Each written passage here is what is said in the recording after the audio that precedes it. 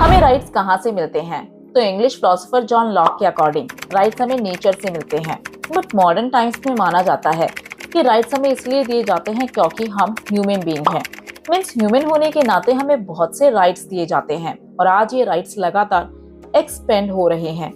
अब human rights का concept जुड़ा हुआ है डिग्निटी से, और ह्यूमन डिग्निटी की बात करने वाले थिंकर थे इमैनुअल कांट, जो कि एक जर्मन फिलोसोफर थे। लास्ट वीडियो में हम where do rights come from के बारे में डिटेल से जान चुके हैं। इस वीडियो में हम जानेंगे कि कांट जब राइट्स की बात करते हैं तो इस कॉन्सेप्ट में ह्यूमन डिग्निटी कैसे इंपॉर्टेंट रोल प्ले करती है। तो चलिए कंटिन्यू करते हैं क्लास 11th की पॉलिटी का chapter 5, rights. Can't on human dignity. Everything has either a price or a dignity. What has a price is such that something else can also be put in its place as its equivalent. By contrast, that which is elevated above all price and admits of no equivalent has a dignity. Means यहाँ can't कहना चाहते हैं कि हर एक चीज की value होती है और किसी भी चीज की वैल्यू का पता आप कैसे लगा पाते हैं? तो आंसर है उसके प्राइस से। एग्जाम्पल, आपके पेन की वैल्यू आप पता लगा पाते हैं उसके प्राइस से, पर कुछ चीजें ऐसी होती हैं जिनकी वैल्यू आप प्राइस में कैलकुलेट नहीं कर सकते हैं, क्योंकि कुछ चीजों की वैल्यू केवल उन्हें डिग्निटी देकर ही की जा सकती है। अब आप इसे ह्यूमन बीइंग से जोड़कर देखिए, क्योंकि हर एक इंडिविजुअल की डिग्निटी यानी आत्मसम्मान या सेल्फ रिस्पेक्ट होती है। मेनली यहाँ बताया गया है कि हर एक चीज के दो डायमेंशन होते हैं, या तो किसी चीज की कीमत होती है या उसकी डिग्निटी होती है। अब प्राइस किन चीजों का होता है? So what has a price is such that something else can be put in its place as its equivalent. Means जिन चीजों की कीमत होती है वो रिप्लेसेबल होती है, यानी उनकी जगह पर आप कोई सेम वैल्यू वाली चीज ले सकते हो। एग्जाम्पल, आपका मोबाइल फोन अगर खराब हो जाए तो आप पैसे देकर नया फोन खरीद सकते हो, बट जब हम बात करते हैं डिग्निटी की, by contrast that which is elevated above all price and admits of no equivalent has a dignity. Means आप किसी इंडिविजुअल की डिग्निटी की कीमत नहीं लगा सकते हो, क्योंकि किसी भी इंसान को पैसों के बदले ना तो खरीदा जा सकता है और ना ही बेचा। इसीलिए इंडिविजुअल की डिग्निटी के इक्विवेलेंट यानी बराबर कुछ भी नहीं हो सकता है।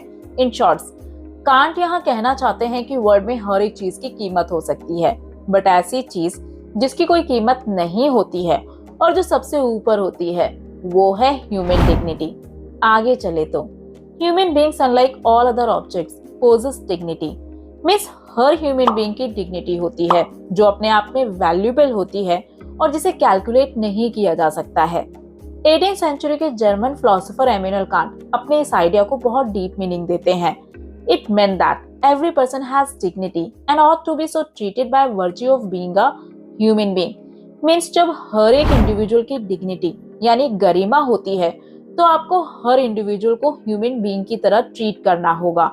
अब चाहे वो पर्सन अनएजुकेटेड हो, पुअर और पावरलेस ही क्यों ना हो, इन सब चीजों से ऊपर वो एक ह्यूमन बीइंग है जो पोजेस करता है डिग्निटी। इसीलिए एज ह्यूमन बीइंग आपको हर एक इंडिविजुअल को इक्वली डिग्निटी के साथ ट्रीट करना होगा।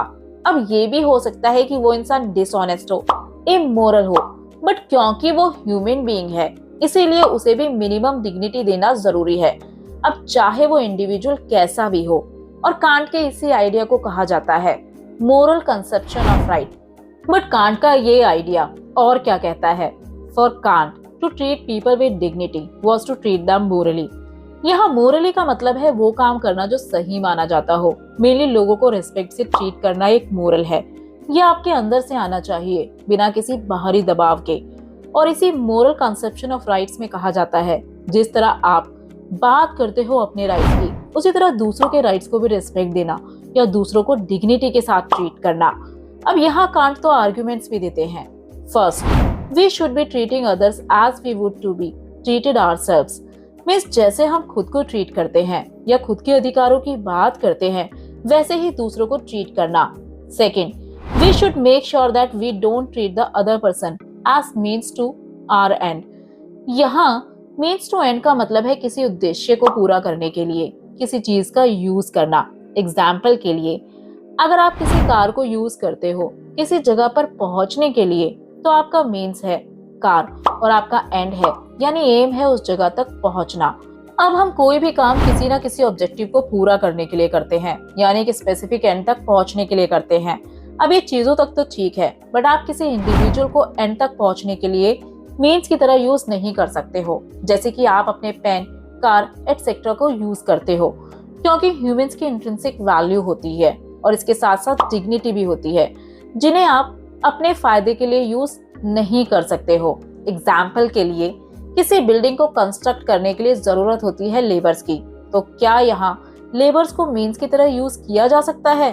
तो यहाँ कांट का कहना है कि हमें लोगों की रिस्पेक्ट इसलिए नहीं करनी चाहिए क्योंकि वो हमारे लिए यूजफुल है, बल्कि इसलिए करनी चाहिए क्योंकि वो ह्यूमन बीइंग है, और ह्यूमन बीइंग होने के नाते उनकी डिग्निटी होती है, और मोरली हमें लोगों को डिग्निटी के साथ ट्रीट करना आना चाहिए। तो ये था हमारा आज का topic, can't on human dignity. Political theory को डिटेल से स्टडी करने के लिए आप वीडियो में दी गई बुक्स को बाय कर सकते हैं, या आप क्लास 11 से रिलेटेड सैंपल पेपर्स को भी बाय कर सकते हैं।